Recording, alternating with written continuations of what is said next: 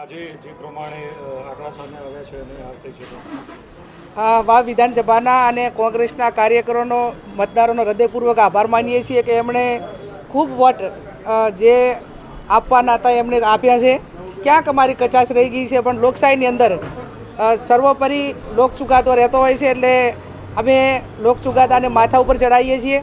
આવનાર સમયમાં ક્યાંક અમારી જે કંઈ નાના જે વાયદા આપ્યા કામો માટેના એ કામો પૂરા કરે અને સમગ્ર અમારું સંગઠનથી કરીને બધાએ જ ખૂબ મહેનત કરી છે.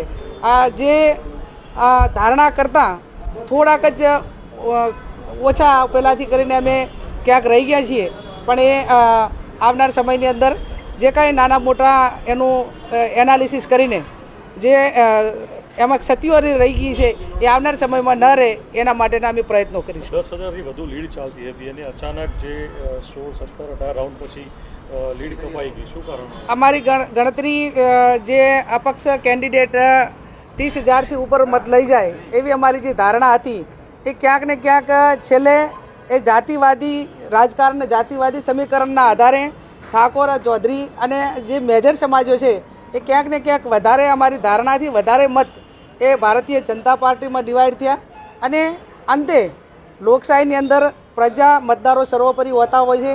એટલે ક્યાંક અમારી ક્યાંક કચાશ રહી ગઈ છે, અમારી ક્યાંક નાના મોટી ક્ષતિ રહી ગઈ છે, તો એને દૂર કરવા માટેના પ્રયત્નો કરીશું. પણ કોંગ્રેસના કાર્યકરોને વિધાનસભાના મતદારોનો હૃદયપૂર્વક આભાર માનીએ છીએ અને ખાતરી આપીએ છીએ કે હાર અને જીત એક લોકશાહીનો ભાગ છે.